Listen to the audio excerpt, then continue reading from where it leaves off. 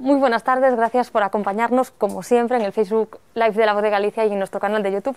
Hoy nos hemos cambiado de plató, estamos con Federico Martinón, seguro que lo conocen, investigador, jefe del Servicio de Pediatría del Complejo Hospitalario Universitario de Santiago de Compostela y miembro del Comité Asesor de Vacunas de la Organización Mundial de la Salud, entre otras muchas cosas. No me voy a enrollar porque tenemos mucho de lo que hablar. Muchas gracias por recibirnos aquí, seguro que en tu segunda casa. Vamos a hablar, como no, de vacunas. Muy bien, lo que se pueda. Como te comentaba, los lectores de La Voz de Galicia nos han estado mandando muchísimas preguntas a lo largo de estos últimos días y quería comenzar con una de ellas, porque Adán de Ourense nos pregunta, le pregunta, con la mano en el corazón, ¿vacunará usted a sus hijos en cuanto tengamos la vacuna y les corresponda por su grupo de edad y riesgo? Sí, sin duda, por supuesto que sí. Es más, algunos de los ensayos clínicos necesarios para que se puedan utilizar en niños los haremos aquí en Santiago de Compostela, en esta unidad de ensayos clínicos en donde estamos aquí ahora. Obviamente hay que esperar a que estén aprobadas en esa edad. Lo que se programó desde la Organización Mundial de la Salud es primero empezar en los grupos prioritarios lo que es el propio desarrollo de la vacuna y después a continuación empezaremos con los ensayos clínicos en adolescentes para después acabar en niños. No empezarán los ensayos clínicos en niños y mujeres embarazadas hasta que hayamos concluido todo el desarrollo clínico y tengamos datos de seguridad y de eficacia vacunal en los adultos, con lo cual yo calculo que esos ensayos clínicos previsiblemente empiecen los primeros en primavera del año que viene. O sea que, por lo que me estás contando, en primavera del año que viene, aquí mismo, ¿no? Podréis hacer algún ensayo de las vacunas en niños. ¿De qué edades? No sé si se sabe algo ya. Sí, a ver, claro que se sabe. El objetivo es cubrir, en las fichas técnicas de las vacunas todos los posibles escenarios. Hay unos grupos de mayor riesgo para esta enfermedad específica, otros de riesgo intermedio, otros de más bajo riesgo, y se ha empezado el desarrollo de estas vacunas por los grupos de máxima prioridad, que fundamentalmente son las personas de edad más avanzada y aquellas con ciertas comorbilidades, como a estas alturas todo el mundo sabe, gente pues con hipertensión, enfermedades cardiovasculares, enfermedades pulmonares, obesidad, diabetes, etcétera, ¿no? Entonces, lo normal es primero asegurarnos de que tenemos vacuna para esos grupos y después ir, ampliando los posibles grupos de estudio de indicación de estas vacunas, ¿no? Entonces ya hay ensayos clínicos en marcha en población adolescente. En las primeras vacunas que ya han completado su fase 3 ya van a empezar a reclutar adolescentes y previsiblemente también lo haremos aquí en la unidad de ensayos clínicos de Santiago y después lo normal es pasar a la edad pediátrica y lo que será es ir bajando en la edad progresivamente, ¿no? Pues de adulto a adolescente, adolescente a niño, hasta el lactante. Pero eso va a ir dependiendo también de los resultados que obtengamos de las fases anteriores. Pero sí, el objetivo es que en un momento determinado y con los datos suficientes se pueda vacunar a toda la población independientemente de la edad y de su condición, ¿no? Escribió usted estos días también un artículo de opinión de La Voz de Galicia. La retransmisión en directo del desarrollo de las vacunas está generando la misma intranquilidad que ver una operación quirúrgica y tratar de entender y decidir qué hace el equipo médico en cada paso. ¿Es normal que la gente tenga miedo? Por supuesto, no me extraña. Uno de los problemas que estamos viviendo en esta pandemia, entre otros muchos, es el de la infodemia y la infoxicación, ¿no? De hecho, la propia Organización Mundial de la Salud ha dejado claro que esto es un problema importante en el devenir de toda esta pandemia y en la solución de la misma, ¿no? Y está afectando a todos los niveles y está afectando también a las vacunas. Estamos retransmitiendo el desarrollo de vacunas en directo y no necesariamente la gente está preparada para entender qué significa cada uno de esos pasos. Por eso ponía ese ejemplo, ¿no? de la cirugía, que es un poco exagerado, pero puede servir. No es que no se pueda ver, el tema es interpretar qué significa cada cosa y mucho más tomar decisiones en función de lo que yo interpreto sin capacidad para entender lo que estoy viendo. Una cirugía en directo de un familiar y decidir qué tiene que hacer el cirujano o opinar si debe hacerlo de una manera u otra. No tiene sentido. Pues en el desarrollo de las vacunas es lo mismo. Entonces estamos atendiendo a algo que es normal, a situaciones que en el contexto de lo que es un desarrollo clínico, de un ensayo clínico, es lo habitual, pero que la gente puede malinterpretar y asustarse.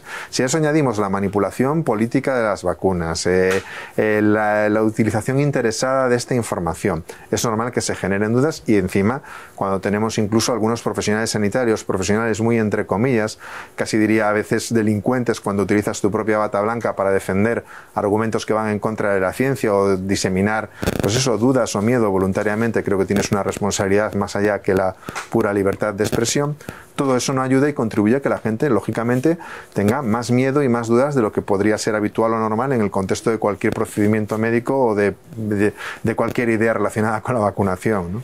Si ustedes tuviera que explicar, ¿no?, a todas las personas que nos están viendo, escuchando, en qué momento del desarrollo de la vacuna estamos, ¿qué le diría? Es decir, ¿qué es lo que debe saber una persona normal en su casa sobre el momento en el que nos encontramos? Lo que tiene que saber una persona en su casa en relación a las vacunas de la COVID o de cualquier vacuna es que ninguna vacuna va a llegar a utilizarse en una persona fuera de la investigación o fuera del desarrollo clínico si no cumple todos los requisitos científico-técnicos que marcan las agencias reguladoras. No lo marcan los laboratorios, no lo marcan los políticos, no lo marcan ni siquiera los investigadores.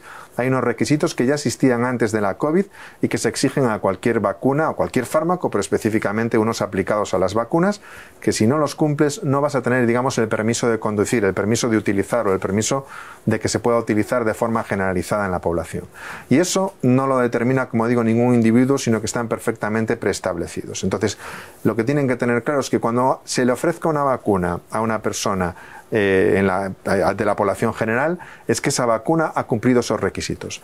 Otra cosa es que los cumplan o no los cumplan, y a priori, por los datos que vamos acumulando, parece que sí, pero hasta que no pasen por esos, digamos, requisitos, no va a llegar ninguna vacuna a una persona. Con lo cual, lo que se oiga en el camino, pues está bien, tiene su importancia desde un punto de vista técnico, desde el interés de los que nos dedicamos a las vacunas, pero para el usuario, para las personas de la calle, lo que tienen que saber es que en el momento que alguien le ofrezca una vacuna, sea de COVID o sea de lo que sea, es que ha superado los requisitos necesarios, que son, por cierto, los más estrictos que se exigen para ninguna medicación, con lo cual eso tiene que darnos, pues, una tranquilidad y, bueno, en algún sentido tratar de apaciguar, ¿no?, todas estas informaciones cruzadas y todos estos miedos que se están generando, en parte pues por desconocimiento y en parte a veces pues incluso voluntariamente como parte de esta infoxicación, ¿no? Estamos hablando de toda esa información que nos llega y mucho escuchamos hablar todos, ¿no?, del famoso ARN mensajero, que nunca se ha hablado tanto de algo así. Si le tuviera que explicar a nuestros espectadores qué es exactamente, así en lenguaje, intentarlo, para que todo el mundo lo entienda, digámoslo así, ¿qué le explicaría? Porque Pfizer y Moderna, las dos vacunas que van a la cabeza, ¿no?, de esta carrera, las que han mostrado una mayor eficacia, utilizan esta técnica que es novedosa, que no es la convencional. Sí, bueno, es una técnica nueva. Relativamente se utiliza para muchas cosas y se está utilizando en medicina, y de hecho tenemos fármacos, incluso algunos que utilizamos en niños, que están basados en la tecnología de ARN mensajero. Otra cosa es en el campo de las vacunas, que también se lleva utilizando un tiempo, pero es cierto que hasta la fecha ninguna vacuna ha llegado a ese paso que hablábamos antes, a la calle, a la comercialización, basado en esa tecnología. Pero sí que se han desarrollado vacunas de ARN frente a otras enfermedades que están en fase 1, en fase 2 o en fases preclínicas, con lo cual sí hay cierta información sobre su utilización y su manipulación, ¿no? ¿Qué es el ARN mensajero? Son las órdenes que nuestros genes dan para que las células pues sinteticen y digamos cumplan lo que está programado en nuestros genes que se haga. Pues en este caso lo que se utiliza es una secuencia de ARN mensajero, que es una orden específica que le dice a nuestra célula que sintetice justo la parte de ese virus, lo que se llama la proteína espicular, que es para la que queremos que nuestro sistema inmune, nuestras defensas, generen anticuerpos. Entonces no generas un virus o no generas nada infectante, sino simplemente es una orden. Es como si fuera un correo electrónico para nuestras células. Tiene limitado su vida en el tiempo porque es muy degradable, por eso también es necesario, ya lo estamos viendo, esa necesidad de temperaturas muy bajas de ultracongelación, porque ese ARN se degrada muy fácilmente, pero es algo que digamos que pasa todos los días en nuestras células. Una célula en un momento determinado puede recibir más de 50.000 órdenes de ARN mensajero para que ejecute en un punto concreto del tiempo, con lo cual es algo habitual que pasa en todo momento. ¿Qué sucede? Aquí únicamente se establece esa orden concreta, no de todo el virus, sino de esa secuencia específica, y se transmite a la célula, que lo que hace es generar esa proteína específica y nuestro cuerpo empieza a generar las defensas. Es un sistema muy inteligente para desarrollar, digamos, una respuesta inmune protectora frente a en este caso al SARS-CoV-2 o el patógeno que sea. Pero tenemos que tener tranquilidad en que es como un correo electrónico, en el sentido de que dura poco tiempo, se degrada de forma espontáneamente, no queda en nuestro cuerpo para siempre y no tiene Entonces, que estamos oyendo tantas cosas, ¿no?, claro, sobre sí. esto, que da miedo, tendría que ir uno por uno intentando desmentir cada bulo, ¿no? La realidad es que es una orden concreta, que no va a sintetizar un virus. Para sintetizar el virus faltarían otras 24 órdenes, porque no secuencias todo el virus, sino que das la orden solo de ese trocito de ese virus, con lo cual ni es algo vivo, ni es algo infectante, ni es algo que suponga un riesgo para la persona que lo recibe. Ahora, como con cualquier vacuna, es necesario demostrar que es segura y que es eficaz. De momento tenemos datos preliminares, los dos laboratorios han comunicado datos preliminares de eficacia y de seguridad, y pinta muy bien, es la verdad, pero tenemos que ser cautos, hay que ver los resultados finales, y será lo que digan las agencias regulatorias, que muy previsiblemente valorarán todos estos datos y nos dirán si sí o si no, y en qué condiciones se pueda utilizar estas vacunas. Esos resultados finales, que según el plan, ¿no?, que van estableciendo, tienen que estar a la vuelta de la esquina, por decirlo de algún modo, porque sí, en principio el gobierno español en concreto ha anunciado que en enero va a comenzar ese plan de vacunación. Quería preguntarte también, ¿qué crees que es lo más complicado de ese plan de vacunación? Quiero decir, ¿cuáles son los grandes retos? Porque estamos hablando de este tipo de vacunas, la logística va a ser más complicada a lo que estamos acostumbrados, además hacen falta 2 dosis. Bueno, me refiero, estamos ante un reto muy importante. Primer reto, que tengamos una vacuna eficaz y segura. Segundo reto, que esa vacuna pueda llegar a la máxima población posible. ¿Cuáles son los grandes retos de ese plan de vacunación? Yo antes, si me permites, justo en lo que comentabas antes de contestarte esta pregunta, lo que me hablabas de lo que diga el gobierno, es que me da igual lo que diga el gobierno y lo que diga quien sea. Van a ser las agencias regulatorias las que digan primero si hay vacuna o no hay vacuna, es decir, si hay una vacuna aprobada para su utilización. Eso lo tiene que tener claro la gente. Esto es ciencia y esto es principios de control regulatorios que van a garantizar que la vacuna que llegue cumpla todos los requisitos. Por tanto, aunque todo pinta bien, aunque los datos que vamos conociendo son muy prometedores, serán las agencias reguladoras las que lo digan. En principio, para la vacuna de Pfizer es previsible que en diciembre ya sea evaluado por la FDA, que es la agencia americana. Se va a hacer además en directo, un ejercicio de transparencia. Me gustaría que hiciéramos lo mismo aquí, para muchas cosas relacionadas ya con la ciencia y las vacunas, ya no hablo de más. De otros aspectos, de poder ver en directo cómo se discute, cómo se valora el dossier y qué decisión toma el órgano decisorio para aprobar o no aprobar la vacuna, en este caso de Pfizer, que es la primera, para ver si se puede utilizar lo que ellos llaman un EUA, que es una autorización para uso de emergencias, ¿vale? Que es una aprobación provisional con los datos que existen, que permitirá que esa vacuna se pueda aplicar en unas condiciones muy estrictas de vigilancia, con unos compromisos para el promotor. Es decir, es como tener el carnet de conducir, pero con la L. No tienes, digamos, el permiso libre de hacer lo que quieras, sino que todo va a estar estrictamente controlado. Eso será el primer paso. En la Agencia Europea del Medicamento se ha establecido un procedimiento que se llama el Rolling Review Process, que es que desde el principio todos los datos se los van dando como en infusión continua día a día según se generan, y es previsible también que podamos tener su dictamen antes de final de año. Y Moderna seguirá pues pocas semanas. Seguro, una vacuna tendremos la decisión, previsiblemente positiva, pero, y digo, hasta que ellos lo digan. Efectivamente, no se sabe todavía al 100%. Efectivamente, serán los que decidan si sí o si no. Entonces, ese es el primer reto. Luego la gente dirá, ¿y cómo es posible que de repente tengamos vacuna si aún se van a aprobar, aún no sabemos si se van a aprobar, cómo vamos a tener vacuna en enero o en diciembre? Para X personas. Efectivamente. Pues eso es lo que ha diferenciado el desarrollo clínico de estas vacunas de otras anteriores. Generalmente nadie prepara o da las invitaciones de la boda si todavía no tiene pareja, si todavía no tiene decididos todos los pasos previos. Pues generalmente en el desarrollo clínico de una vacuna, primero haces las fases de desarrollo preclínico, luego la fase 1, la fase 2, la fase 3, la producción, lo que se llama la consistencia de lotes, el escalado para producción industrial, y luego lo empiezas a producir a gran escala. Aquí lo que se ha hecho es simultanear pasos, y al mismo tiempo que Pfizer estaba haciendo las primeras fases, o Moderna, estaban fabricando ya la vacuna, aun a riesgo de que al final tuvieran que tirarlo todo. Efectivamente, aún a día de hoy no saben si van a tener que tirar todo. Esperemos, por el bien de todos, que no sea así. Y eso va a permitir que el mismo día que tengan una aprobación, tengan ya millones de dosis. Eso es la diferencia, una de las diferencias fundamentales de lo que ha sido el desarrollo de estas vacunas en comparación con el desarrollo clásico. Y eso es en parte, entre otras cosas, lo que permite explicar la reducción de tiempo, ¿no?, entre desde que se ha iniciado la vacunación, ¿no? O sea, el desarrollo clínico a tener las vacunas. Un proceso que habitualmente dura 5 a 15 años, dependiendo de la vacuna, y que ahora hemos reducido a un año. Pues una es de esas Tenías claves. apuntado para preguntarte, entonces vamos a enlazar por aquí, luego hablaremos de los retos del plan de vacunación que tenemos en España, perdóname. No te preocupes. Precisamente quería que me explicaras eso. Uno de los motivos por los que se ha conseguido en incluso menos de un año, ¿no? Una vacuna, cuando antes se podía tardar una década, 15 años. Sí. Es ese, ¿no? El de, en vez de hacerlo de manera lineal, digamos, todas las fases, irlas superponiendo.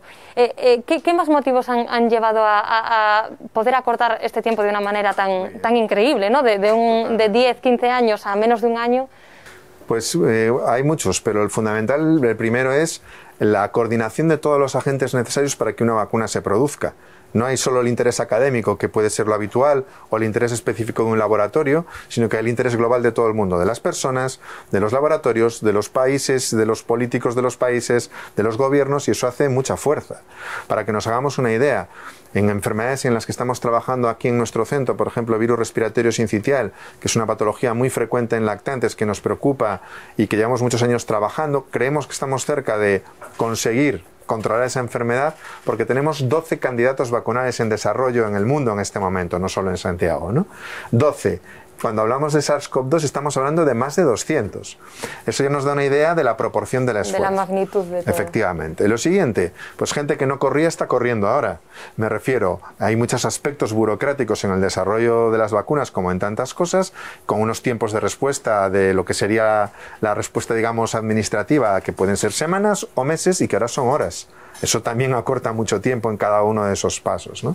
Y después está también la inversión. El coste de una vacuna mínimo es aproximadamente entre medio billón, con B, y 1,5 billones de euros. Y eso es lo que se ha puesto encima de la mesa de muchos de estos candidatos vacunales. Por ejemplo, la administración americana puso 1 billón de euros, entre medio billón y 1 billón de euros a fondo perdido, en los candidatos que quisieron priorizar. Y eso es lo que explica que unos países produzcan vacunas y unos países vayan más adelantados en ese desarrollo, ¿no? Pero eso también explica que los que están desarrollando esas vacunas cuentan con unos medios y con, digamos, un colchón que habitualmente no se cuenta. Sí. Lo que decíamos, no invito a la boda si todavía ni siquiera tengo a la vista la pareja o empiezo a preparar el banquete, ¿no? Sigues los pasos de forma normal. Aquí se asumieron en ese sentido más riesgos de fracaso económico por las circunstancias y por este colchón, digamos, ¿no? Algo impensable hasta ahora, ¿no? Efectivamente, o no se dio la presión suficiente para que esto aconteciera. Y luego está que se han hecho paralelos una serie de pasos, como ya adelantábamos antes. Es decir, al mismo tiempo que estoy haciendo la experimentación en los primeros grupos de humanos, ya estoy haciendo el escalado industrial y estoy haciendo la consistencia de lotes y estoy haciendo la producción al por mayor de una vacuna que a lo mejor nunca voy a vender.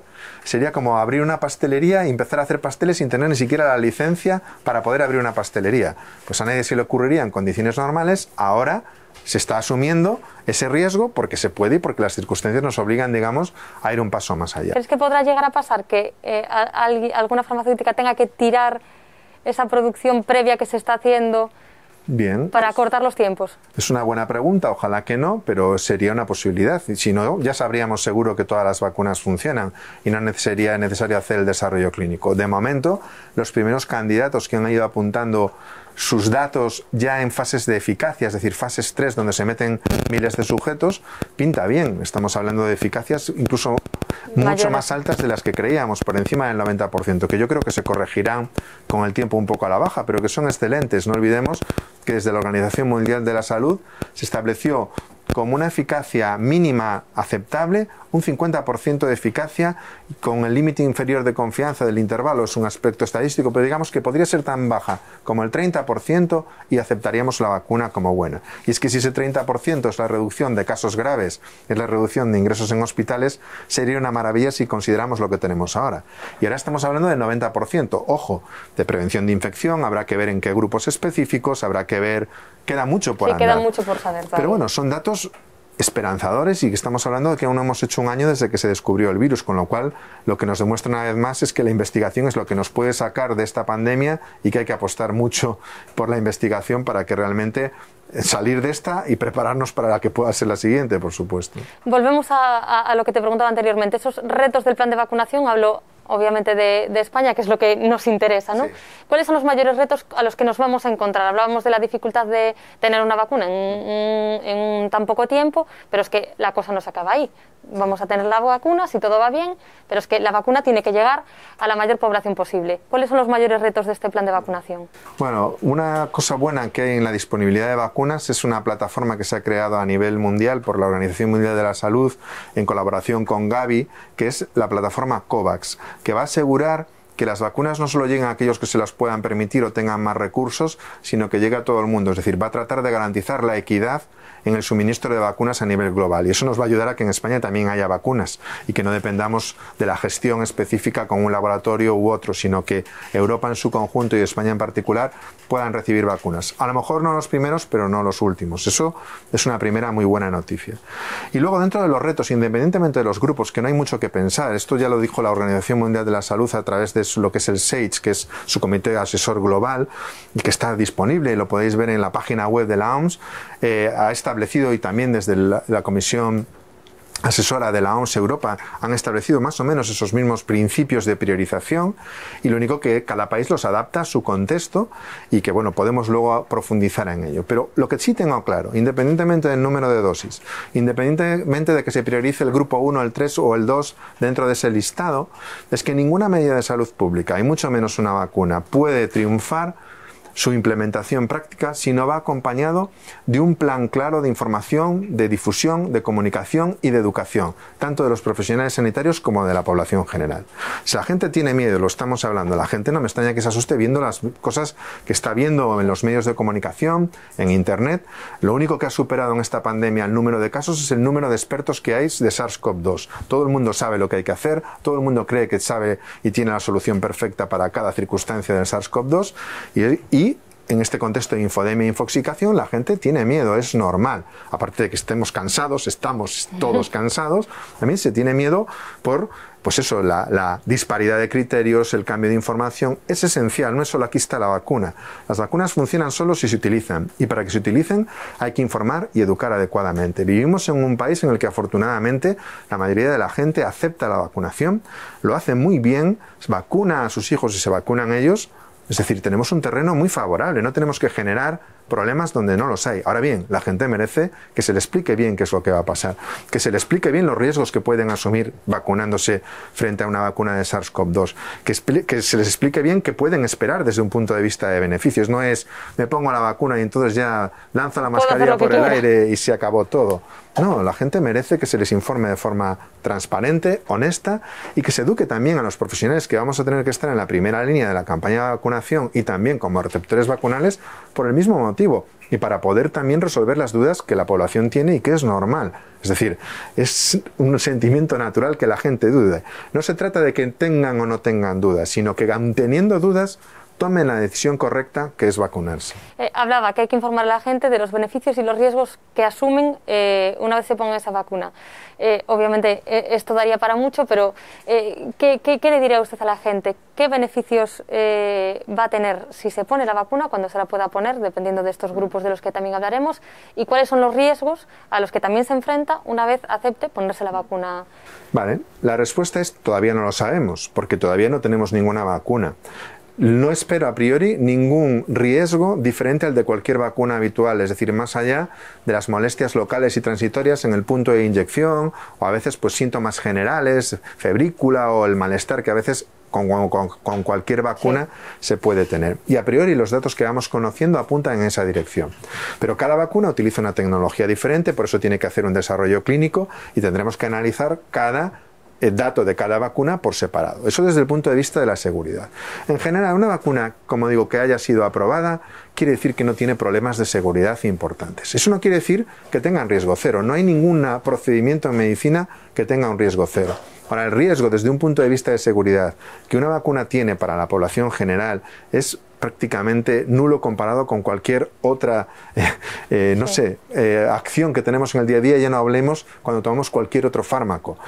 Si leemos la ficha técnica de una aspirina o de un paracetamol, los riesgos que asumimos son 1000 veces o 100.000 veces superiores a los que asumimos del peor riesgo de efecto secundario de una vacuna.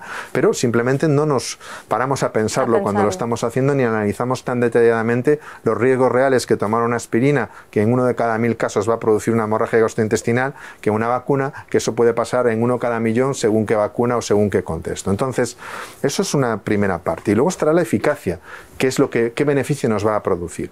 Y tiene un doble posible beneficio. El primero y fundamental es la protección del individuo. Y esto se ha exigido por parte de todas las agencias reguladoras, demostrar la eficacia clínica en la prevención de la infección.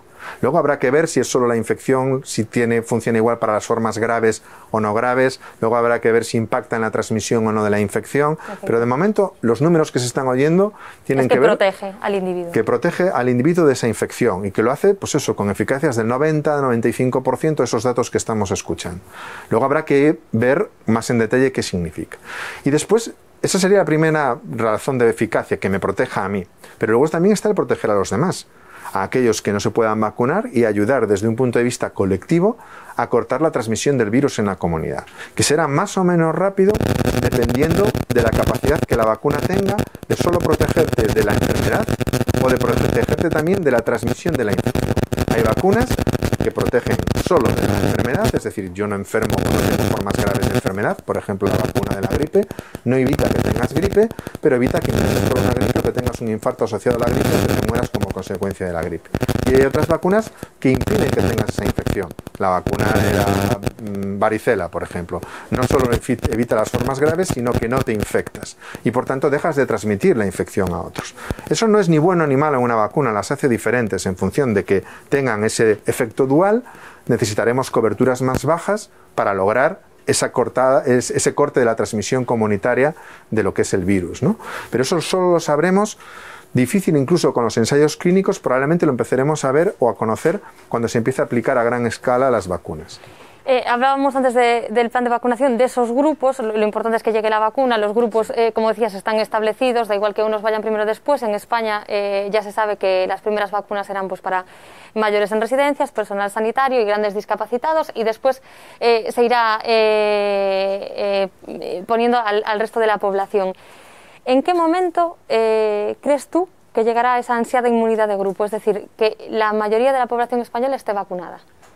Bueno, esa pregunta es absolutamente imposible y no tengo ningún dato para poder contestarla, porque me faltan todas las variables. No sabemos todavía la duración de la protección natural, aunque por lo menos creemos que como mínimo va a ser de 1 año. No sabemos si las vacunas van a tener ese efecto de inmunidad indirecta o no. Aún así, también dependerá de cada vacuna y de la que se utilice. Hay demasiadas variables. Lo que sí tengo claro es que a mayor cobertura vacunal, más probabilidad de que tengamos ese impacto deseado de interrupción de la transmisión en la comunidad. Ahora bien, tenemos que tener claro que para acelerar y lograr ese efecto de cortar la transmisión en la comunidad, vamos a tener que convivir con las vacunas y otras medidas. La mascarilla que tenemos ahora, la distancia física y la utilización muy ubicua de test rápidos será lo que nos permita retomar la vida lo más normal posible, mientras no tenemos una cobertura vacunal amplia que nos diga o nos permita decir que ya tenemos controlada la transmisión. A eso hay que añadir el comportamiento del virus. No sabemos cómo va a ir evolucionando. A medida que adquiramos esa inmunidad digamos protectora, el virus pasará probablemente a ser más estacional y a focalizarse solo en los niños, como otros coronavirus y como otras infecciones que son solo estacionales. Es decir, esto hay que ir evolucionando y es muy especulativo saber o intuir qué es lo que va a suceder. Lo que sí tengo claro es que cuando tú buscas protección colectiva, interrumpir la transmisión de microorganismo mediante vacunación, a mayor cobertura vacunal, más probable es que lo consigas. Y eso va a estar supeditado a las propias características de la vacuna, a las de la infección. La infección tiene una contagiosidad alta, entre 2 y 3 es lo que se estima ese índice de reproducibilidad, pero la gente no se hace una idea de que eso no es nada comparado con otras infecciones, como el sarampión. El sarampión, por ejemplo, tiene 16, 18 de índice RO. Es decir, 9 veces más que el SARS-CoV-2. Lo que pasa es que no es un problema porque vacunamos. Claro. Gracias a que vacunamos, el sarampión no es ningún problema. Si dejásemos de vacunar, si no somos capaces de controlar el SARS-CoV-2, que tiene un índice de transmisión, un índice de reproducibilidad entre 2 y 3, imaginemos lo que pasaría en el mundo con el sarampión sin vacuna, que tiene 15 a 18, 16, 18. Entonces, realmente, con vacunas es previsible que con ese índice de reproducibilidad y con las medidas adecuadas deberíamos controlar la transmisión y recuperar la normalidad, o por lo menos nuestra vida progresivamente, hasta que podamos aparcarla, digamos, a un comportamiento estacional en las generaciones que todavía no hayan estado expuestas, que serán lógicamente los niños. Pero ya digo, es muy especulativo. Muy especulativo, pero vamos, que digamos que esta nueva normalidad, que no es la normalidad a la que estamos acostumbrados, aún nos quedan meses y meses. Quiero decir, mucha gente se piensa, llega la vacuna, empiezan a vacunar en enero, ya vamos haciendo planes, ¿no? El verano que viene tendremos nuestra vida normal. No sé, yo deseo equivocarme y que sea lo más corto posible. Y ojalá, si las vacunas son seguras, llegan en cantidad, seguras y eficaces, llegan en cantidad suficiente, etcétera, aceleraremos todos esos pasos. Pero también no olvidemos que en todos los planes que hagamos están supeditados también a lo que haga el virus. El virus se sigue modificando, sigue evolucionando, no sabemos si puede incluso modificarse beneficiosamente, es decir, que se autoextinga o que deje de ser patógeno para nosotros, o al revés, que se modifique y sea más peligroso para nosotros, o que trate de evadir la respuesta inmune que genera en las vacunas. Por eso es muy importante mantener una vigilancia activa de lo que vaya sucediendo a todos los niveles, pero también a nivel de lo que sucede con el microorganismo, ¿no? Entonces hay muchas variables que no sabemos. Lo que pienso es que recuperar la normalidad, no la nueva normalidad, no me gusta nada ese término, o es normal o es nuevo, no puede ser nueva normalidad, además suena así a tiempos que no me gustaría vivir. Realmente yo creo que soy optimista y lo recuperaremos, por la propia capacidad además que tenemos los seres humanos de superarlo todo, pero no va a ser inmediato. Los primeros grupos vacunales tendrán un impacto significativo sobre la carga de enfermedad, porque estamos buscando, lógicamente, los 3 ejes fundamentales. La gente que le afecta más gravemente la enfermedad, la gente que por su posición esencial es más fácil que se contagie o que contagie a otros, y ahí incluimos en primera línea a los profesionales sanitarios, y luego la gente que tiene un papel más importante en la cadena de transmisión. Y esa tercera pata es la que peor conocemos, ¿no? La que intuimos, pero no tenemos tampoco perfectamente identificado quién es el mejor transmisor en la cadena del SARS-CoV-2. Por tanto, todas las energías van orientadas a esos 2 primeros factores, ¿no? Capacidad de sufrir la enfermedad, gravedad de la enfermedad, susceptibilidad a la infección, y luego posición esencial, ¿no? Y riesgo de transmitir o de recibir la enfermedad. Y a partir de ahí es lógico pensar cómo vamos a ir. Primero, lógicamente, en un contexto como el nuestro, las residencias, en los sitios donde realmente hay un altísimo riesgo, donde están nuestros mayores, donde esos son los grupos prioritarios, y el personal que trabaja allí, para mí tiene todo el sentido, así se recomendó desde la Organización Mundial de la Salud, y después a partir de ahí iremos bajando edades, comorbilidades, ojo, como con todas las vacunas. Todo el mundo ahora está atento con las vacunas siempre se sacan secuencialmente. Introducimos la vacuna del neumococo en el calendario y lo introducimos en una edad determinada. No porque no se puedan beneficiar los de 62 en vez de los de 65, como está indicado en Galicia, sino porque hay que establecer un límite arbitrario y porque las dosis tienen un número limitado, etcétera, una serie de factores. Entonces es normal siempre que se haga un escalado o una introducción progresiva y con unos límites, ¿no?, en lo que es la introducción de cualquier vacuna en el calendario, ¿no? Entonces yo creo que a priori los grupos, me da igual ¿el orden? No, me da igual los matices que podamos hablar de cada grupo. Lo lógico es tender a la vacunación universal y empezar por los grupos más vulnerables, y coincido, ¿no? Es decir, esas priorizaciones dependerán también del número de vacunas disponibles, y con coberturas por debajo del 10% del total de la población, lo lógico es priorizar a las personas de edad avanzada, aquellas con comorbilidades, y a los profesionales esenciales o de mayor exposición y riesgo, ¿no? Te quiero intercalar algunas de las preguntas que nos han mandado nuestros lectores. Por ejemplo, Íñigo Balza desde A Coruña pregunta: al ser el COVID-19 un problema de salud pública, ¿debería llegar en algún momento a ser obligatoria la vacunación? Bueno, es una buena pregunta, es un debate que existe desde siempre. En nuestro país la vacunación no es obligatoria, pero la propia ley contempla que en situaciones de emergencia de salud pública como es esta, puede ser obligatoria. Es decir, que si quisiéramos legalmente no tendría que aprobarse ninguna ley especial ni hacerse nada, y las autoridades podrían decir: a partir de mañana la vacunación es obligatoria. Personalmente pienso que la obligatoriedad no va a ayudar al cumplimiento de la vacunación. ¿Por qué? Porque realmente puede generar el efecto inverso, puede generar suspicacia en la población, porque dirá, si hasta ahora no era obligatoria, ¿por qué de repente es obligatoria? ¿Qué esconden? ¿Qué tiene de malo esa vacuna? ¿Por qué si hasta ahora yo me vacunaba y ya está? Ahora me obligan a hacerlo. ¿No? Entonces puede producir justo el efecto inverso. Por eso creo que lo fundamental es la información y la educación. No un día o un anuncio que alguien cuente una cosa, sino una información reglada, repetida, de calidad, transparente. Ahora, si la cosa se desmanda, si la gente no se vacuna, si realmente prevalece de alguna manera el que no se alcancen las coberturas adecuadas, se podrá plantear. Pero a priori o de entrada, para mí no sería la condición ideal. Yo no abogaría porque las vacunas fuesen obligatorias, salvo que esperemos que no, y menos en nuestro país, hubiera una respuesta inadecuada a la misma, ¿no? Nos han llegado varias preguntas, además de sobre la obligatoriedad de las vacunas, que eran varias. La gente también nos preguntaba, en el año 2021 estamos hablando, ¿no?, de Pfizer, Moderna, de los candidatos más avanzados, pero lo más probable es que en el año 2021 tengamos varios, no uno ni dos, sino varias vacunas contra este virus. Y la gente se pregunta si llegará un momento en el que alguien podrá elegir qué vacuna ponerse. Yo quiero la de Pfizer, yo quiero la de... Sí, bueno, yo lo que contestaría ahora, personalmente yo, Federico Martino, me pondré la primera que esté accesible a mí, que pueda ponerme, que haya sido aprobada. Yo, en cuanto pueda, me pondré la primera que esté disponible, que se ponga a mi disposición, una vez que haya superado, como digo, los requisitos científico-técnicos. Después, cuando haya muchas, ojalá sea ese el escenario, eso nos permitirá abastecer al mercado global, es decir, a los billones de personas que tiene el mundo, y evidentemente a medida que vayamos avanzando podremos ver si alguna vacuna tiene ventajas especiales en según qué población o en según qué grupo de edad. A priori vamos a utilizar las vacunas en función de lo que las fichas técnicas le permitan, y las fichas técnicas las determina el desarrollo clínico, la que sería la investigación previa a su comercialización. Entonces habrá que ir viendo.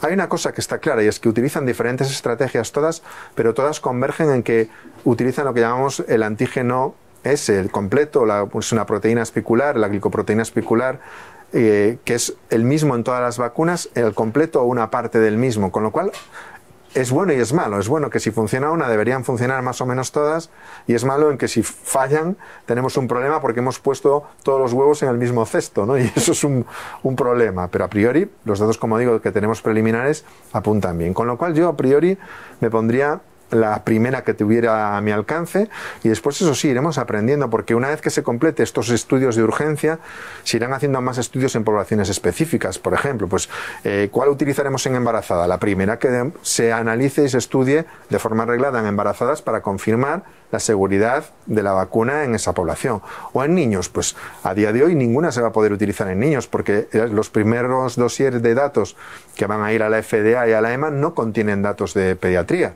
con lo cual no se va a poder utilizar en niños.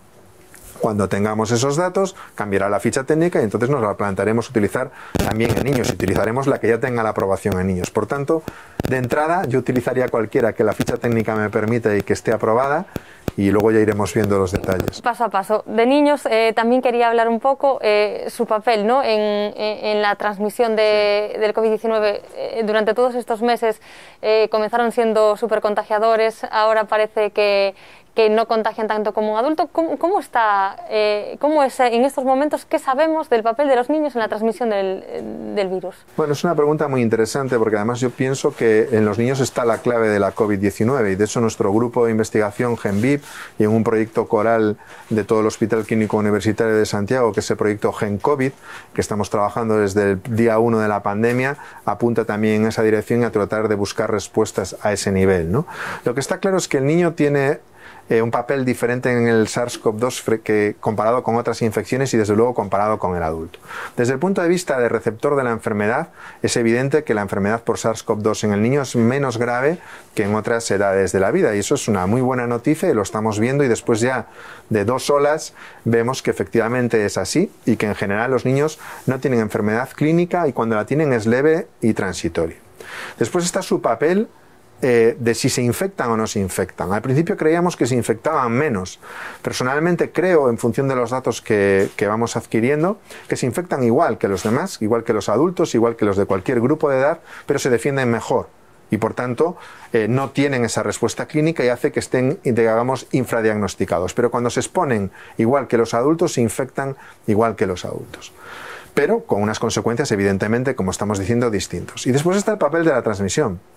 Y lo que se creía en un principio que eran los niños los grandes transmisores, por eso bajo ese concepto cerramos colegios, cerramos guarderías con la idea de controlar ese papel en la transmisión, vemos que los niños transmiten peor que los adultos y que el paradigma es más la transmisión, el contagio del adulto al niño que el niño al adulto. Sin que eso sea cero, es decir, no quiere decir que los niños no puedan contagiar, también, pero probablemente porque son asintomáticos, probablemente también porque hacen mucho mejor que los adultos el cumplimiento de las normas, especialmente cuando hablamos de niños pequeños, niños de hasta 10, 11, 12 años, su comportamiento es ejemplar, siguen las distancias, las normas de distancia física, las normas higiénico-sanitarias mejor que cualquier adulto de promedio. Todo eso influye en que probablemente su papel en la transmisión sea inferior. Pero, ojo, cuando hablo de transmisión y niños hablo de niño pequeño, 10, 12 años. A medida que el niño crece, el adolescente o ya el adulto joven se comporta igual que el adulto mayor. Es decir, en la cadena de transmisión su comportamiento más cercano al del adulto hace que su papel en la transmisión sea proporcionalmente también más significativo. Entonces ese es un poco el resumen de los niños. Hablando de niños, también quería preguntarle por un tema de actualidad. Las Navidades, lo sabemos, están a la vuelta de la esquina y se ha planteado ese debate desde Galicia precisamente de si los niños, para el cómputo que se va a hacer cuando salga el plan de comportamiento en Navidad, deben contar o no como un adulto. ¿Qué opinas de eso?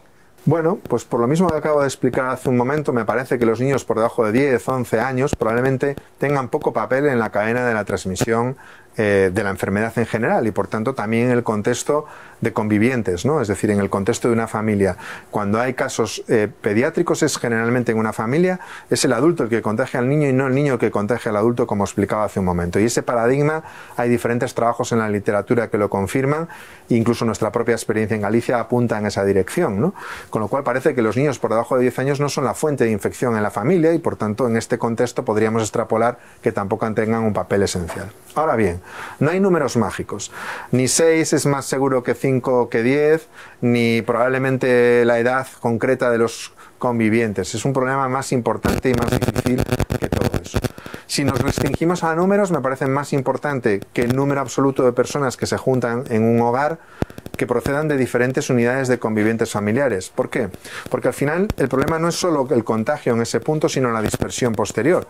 Con lo cual, si se juntan dos familias de 10 personas cada una, 10 personas que viven habitualmente en la misma casa, probablemente el peligro es menor que si se juntan 6 familias de 2 personas cada una. Porque si hay un contagio o un brote en esa familia, se dispersa a 6 unidades familiares diferentes. No sé si lo he explicado bien. Entonces es difícil porque todos, por un lado, tenemos claro lo que hay que hacer, pero todo el mundo tenemos claro también lo que nos gustaría hacer. Y es una decisión complicada. Personalmente creo que, y lo he repetido, incluso creo que lo he hecho también en La Voz, creo que más importante que pasemos todos juntos las Navidades es que todos podamos pasar las Navidades, aunque no sea juntos. Y si tenemos eso claro, superaremos esta pandemia, porque además las vacunas están a la vuelta de la esquina, con lo cual es que merece la pena hacer este esfuerzo adicional. Ahora, decirlo es sencillo, y todos en nuestro foro interno creemos que no va a pasar nada, creemos que lo vamos a hacer muy bien, creemos que mi familia no se va a contagiar, creemos que... Y claro, nos volveremos a ver, independientemente del número de personas, de que se incluyan o no los niños, volveremos a tener un repunte de casos asociado a esto, si la gente no cumple las normas, si realmente nos desatamos, ¿no?, en el contexto de estas fiestas pensando que ya está todo resuelto, porque no es así, ¿no? Precisamente quería preguntarte está claro que el número que se va a marcar, digamos, será una guía, un límite, ¿no? Porque sí que es cierto que las personas también necesitamos un límite ahí escrito y ver, no se pueden juntar más de 10. Alguna gente lo incluirá, otra no. Pero ¿cuáles son las normas que si estuvieran en tu mano pondrías de cara a las Navidades? Uy, eso sí que es una pregunta comprometida y difícil. Pues vamos a ver. Depende de los medios que pongan a mi disposición. Si yo pudiese, si tuviera medios ilimitados, si estuviese en mi mano, yo haría test rápidos a toda la población y los haría de forma sistemática varias veces seguidas para detectar, para cortar la transmisión de la infección. Los test rápidos antigénicos detectan a las personas que infectan o no, no si tienen síntomas o no. no cómo se sienten ellos. Si tú tienes un test rápido antigénico positivo, tú infectas y por tanto tienes que aislarte y tienes que seguir los procedimientos de aislamiento. En un momento en el que la transmisión en la comunidad está activa, ¿Es la que es? claro, está claro que los sistemas que hemos utilizado hasta la fecha son buenos, pero tienen o nos obligan a una serie de sacrificios importantes, el cierre de la actividad industrial, comercial, etcétera, ¿no? Y todas las limitaciones que impone. Entonces, no es una hipótesis mía, una idea mía. Otro buen amigo de Harvard, Michael Mina, que lo ha publicado además en el New England, que acaba de estar con nosotros virtualmente en el Atípico, lo defiende, ¿no? Y ve claramente que el futuro pasa por la utilización ubicua y fácil de test rápidos en todos los contextos. Dentro de poco los tendremos, igual que son los test de embarazo, y los podremos aplicar nosotros en casa antes de salir. Podemos hacernos el test y decir, hoy me voy a trabajar, hoy no puedo ir a trabajar, ¿no? Eso es un futuro a medio plazo, porque todavía esos test de autoadministración, digamos, que podamos aplicar nosotros mismos, todavía no están. Pero bueno, test de antígenos sí que tenemos. Quiero decir, sería una opción intentar implementarlos de cara a, en este caso, a estas fiestas. Obviamente, digo, estamos... Esto sería una... Lo primero que me va a decir alguien que me esté escuchando, que controle un poco el tema, y dice, sí, y por qué sí o por qué no, porque no hay datos que demuestren que vaya a ser así. Pero pienso que si no hacemos nada diferente, no podemos esperar nada diferente. Y está claro que la PCR es una técnica diagnóstica que hemos sacado del laboratorio para suplir una necesidad cuando no teníamos otros recursos, y que ahora tiene que volver a donde estaba, y necesitamos pruebas que nos permitan tomas de decisiones más rápidas. A costa de perder sensibilidad, pero teniendo una buena especificidad, todos los modelos que están analizando esa posibilidad nos dicen que podría ser un escenario favorable. Con lo cual, a mí me parece razonable. Es decir, si tú haces muchos test a la población de forma periódica, vas a detectar a todos aquellos que están transmitiendo la infección activa y que son en ese momento, aunque sean asintomáticos, contagiadores, y entonces impides que el virus deje de distribuirse. ¿Qué pasa? Solo tampoco funciona. Si la gente se hace un test, le da positivo y luego no cumple, de nada sirve. Es como si tengo la vacuna pero luego no me vacuno, de nada sirve. Es decir, es exigitivo un compromiso y una responsabilidad individual con las normas. Entonces, al final ningún plan va a funcionar si la gente no cumple su parte, ¿no? Y en ese sentido, si bien nuestro comportamiento como ciudadanos fue ejemplar en la primera ola, yo creo que ahora hay una relajación en general, la gente ha aprendido a convivir con esta enfermedad, lo asume de otra manera y casi todo el mundo cree que puede batir las normas y que puede batir al coronavirus y que puede hacerlo mejor que lo que se nos dice. Y ya digo, independientemente de que yo he puesto aquí una teoría y hay otras muchas, sí, al final o todos empujamos en la misma dirección y acatamos lo que se nos imponga, o si no, no vamos a ser capaces de solucionarlo. Con lo cual, me he salido un poco a la gallega. No, bien, pero... bien. Hablaba esta opción de test de antígenos, y si le pregunto, ya estamos terminando, Navidad, le pregunto, es algo quizás colateral en estos momentos, pero a la gente le preocupa. Reuniones con no convivientes, ¿sí o no? Yo creo que lo que lo acabo de contestar antes, no hay una respuesta. Para mí creo que no hay ningún número o pauta comportamental que pueda controlar esto, excepto que en estas Navidades cada uno las pase con su unidad de convivencia familiar. Todo lo demás que hagamos va a suponer adquirir riesgos. Y adquirir riesgos supone también asumir las consecuencias de adquirir esos riesgos, punto. Ya sea a nivel político, ya sea a nivel personal, a nivel familiar. Eso es lo que hay. Lo que tiene que tener claro la gente es que sin vacunas estamos igual que hace 6 meses o 7 meses, y que si te contagias vas a enfermar, y que vas a generar un brote, y que puede afectar a tus seres queridos o a ti mismo. Que no es que estemos mejor que antes, simplemente tenemos mejores métodos de detección, sabemos mejor lo que hacer cuando tenemos un paciente positivo, pero Europa en general ha abordado esta crisis en función de la capacidad del sistema sanitario, es decir, no pretende eliminar el virus, sino pretende tolerar el virus mientras me tenga camas suficientes para atender a los pacientes. La gente dice, es que los chinos, pues hay muchos países que han controlado la infección a costa de sacrificar libertades individuales. Europa en general, Estados Unidos, España, prioriza las libertades individuales con ese control, ¿no? Abrimos o cerramos en función de cómo está la situación hospitalaria. En muchos países asiáticos, Corea, etcétera, no hay segunda ola. ¿Pero por qué? A costa de una supresión mantenida y mucho mayor de libertades individuales, y a la espera de la llegada de las vacunas y evitando así Entonces, ¿qué es mejor o qué es peor?